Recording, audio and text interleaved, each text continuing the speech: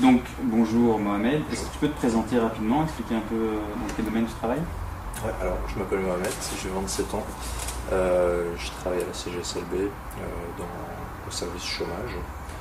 Alors mon parcours, j'ai fini mes études en infographie et j'ai directement cherché en intérim, trouver un job pour pouvoir manger et survivre. Et donc j'ai été engagé ici dès janvier 2012 et ce jusque maintenant. Et donc toi tu as vécu le chômage personnellement ou... J'ai pas vécu le chômage, non, mais je travaille dedans, donc via le service chômage et on est confronté tous les jours évidemment. Et quel est l'état d'esprit de tous ces gens qui n'ont pas d'emploi? Est-ce que ce sont des assistés entre guillemets? Non, je pense pas. Je pense que l'état d'esprit général, c'est que la plupart des gens veulent travailler. Il y a rien à faire, c'est la situation est toujours meilleure quand on travaille.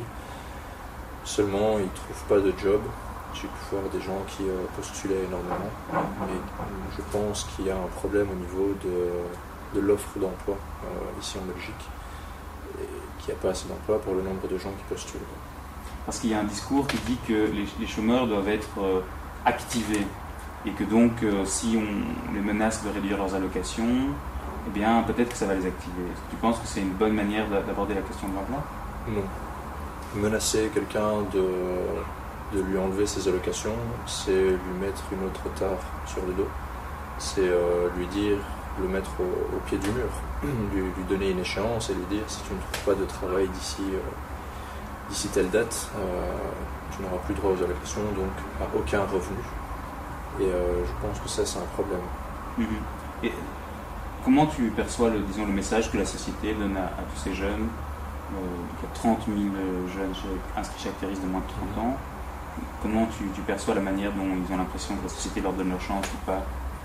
Je pense que déjà via les médias, on stigmatise beaucoup les chômeurs. On stigmatise toutes les personnes qui bénéficient des aides sociales. Je ne sais pas si ça va répondre correctement à la question, mais on perçoit ces jeunes comme des jeunes un peu paumés qui ne trouvent pas de travail. Le problème, c'est que ces jeunes bénéficient des allocations parce qu'ils ne trouvent pas de travail, parce qu'il n'y a pas de travail dans leur domaine. Il y a beaucoup de domaines où l'emploi n'est pas offert, il n'y a plus assez de place.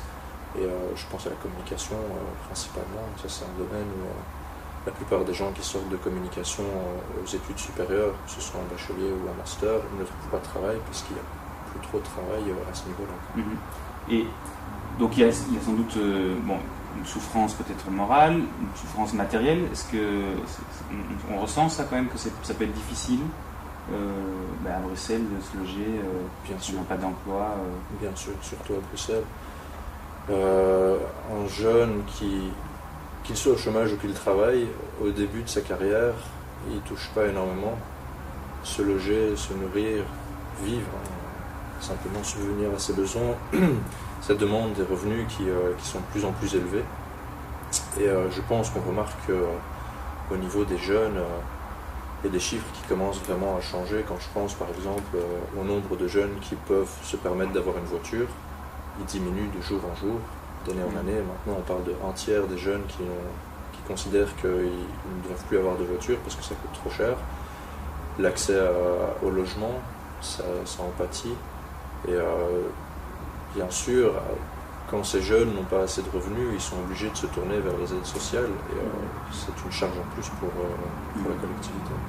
Et donc là, il y a une mesure actuelle, il y a 120 millions d'euros qui sont donnés par l'Europe, on en a parlé. Et leur mesure phare, c'est les stages de transition en entreprise. J'imagine que tu as un peu suivi le dossier. Ouais. Qu'est-ce que tu en penses?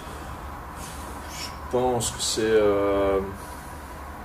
ça rejoint un peu ma réaction précédente, c'est que offrir à un jeune un salaire très inférieur à la moyenne, parce que là, ici, on parle vraiment de salaire vachement inférieur à la moyenne pour faire un temps plein, c'est le rabaisser un peu, c'est lui dire qu'il ne vaut pas autant qu'un travailleur normal.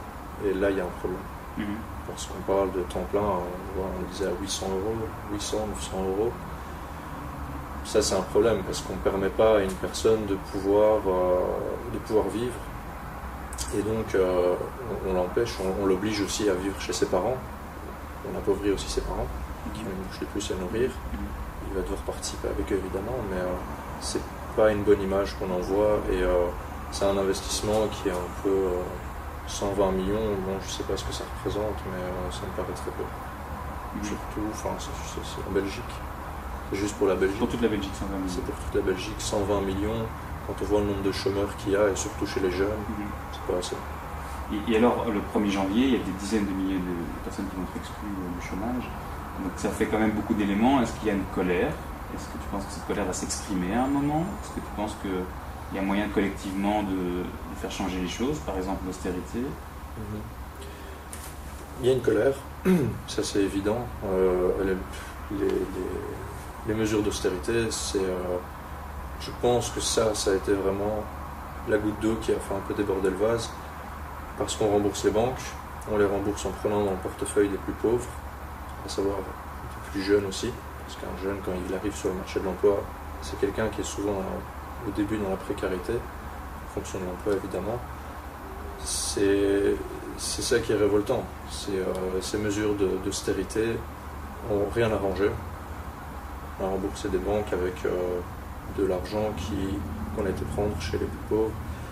Il y a une colère générale, il y a une frustration générale par rapport au fait qu'il n'y a pas assez d'emplois, qu'il n'y ait pas assez d'emplois pour les personnes qui sont qualifiées. Et quand je dis qualifiées, c'est dans tous les domaines. Donc oui, il y a une colère et je pense qu'il va y avoir de plus en plus de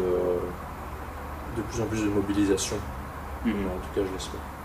Eh bien, justement, on a une mobilisation le 24 octobre, place Sainte-Catherine. Il faut qu'on soit nombreux, quoi. Merci. On y sera et il faut qu'on soit là pour soutenir cette démarche contre l'austérité et contre cette politique qui appauvrit tout le monde. Ok, merci beaucoup. Merci à toi.